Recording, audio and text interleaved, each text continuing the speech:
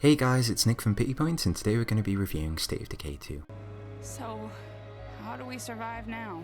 Hey, come on. As long as we're together, we can make it through anything. At its core, the gameplay loop of State of Decay 2 remains largely unchanged from its predecessor. The player controls one procedurally generated character at any one time, traversing one of 3 dense open world maps, sneaking or slaying the undead, aiding or trading with fellow survivors, and scavenging contextual locations for supplies. Resources like food, medicine, and ammunition are essential for keeping your community safe and satisfied. Fail to deliver a much needed resource in time, and your community's morale will take a hit. Allow the issue to prevail, and depressed survivors can and will leave your community behind, seeking greener pastures and taking your much needed resources with them in the process.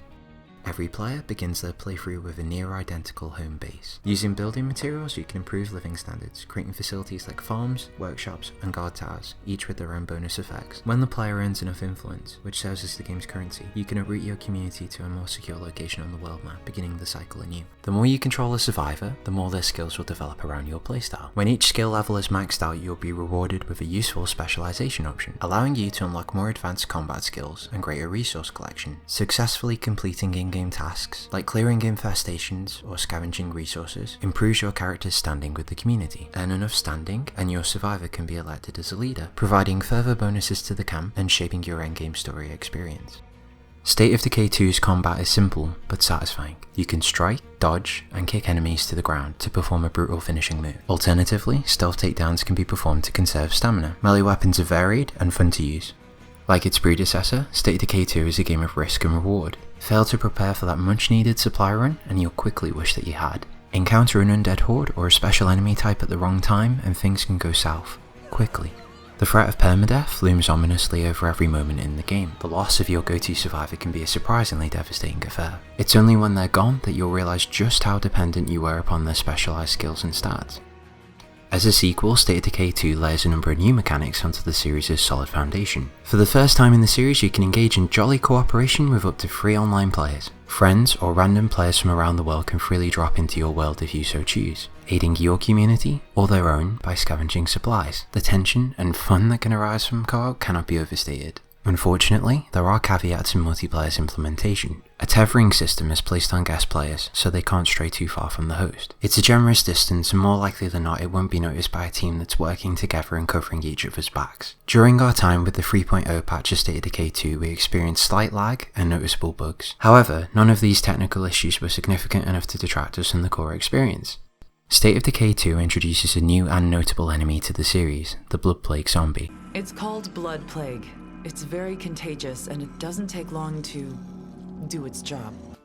Unassuming at first, you'll quickly grow cautious to their Crimson Eye presence. If your survivor is bitten by them, they'll develop a fever. If left to fester, the survivor will become infected with the blood plague. Unlike The Walking Dead, there's thankfully a cure. A serum can be synthesized at your home base infirmary, using blood plague samples collected from the undead or pulsing plague cards. Cures can then be administered or stockpiled for later use. Given the sheer number of plague zombies scuttling around the world map, even the most cautious of players will have to face the repercussions of the infection. As a wise character once said, "Logic clearly dictates that the needs of the many outweigh the needs of the few.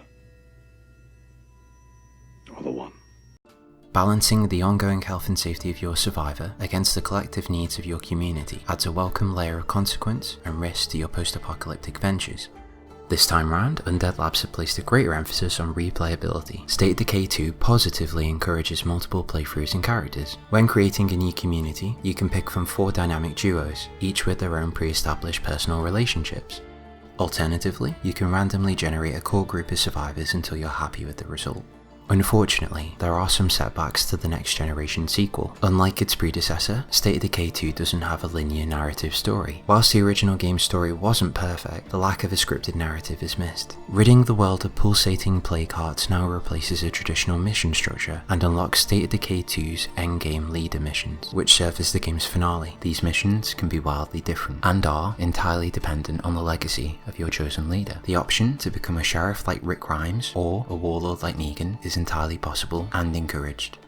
If you're playing State of Decay 2 to be wowed by its presentation, then you'll likely come away disappointed. On Xbox One X, the game's frame rate is locked at a solid 30 frames a second, textures are sufficient, and lighting is much improved. The game's default gamma settings encourage genuinely dark night cycles, where you fear the inky shadows and the undead within. Game animations can be stiff and on occasion lazy. Just Decay's soundtrack works well, complementing the game's moments of exploration, horror, and relief perfectly. The game's voice acting fluctuates from being perfectly serviceable Thank you for doing what I couldn't. We gotta decide something before we go. to being, well, Fuck is all this? Shit. There's brainless in here. How'd they get inside? Maybe that's why there's nobody here.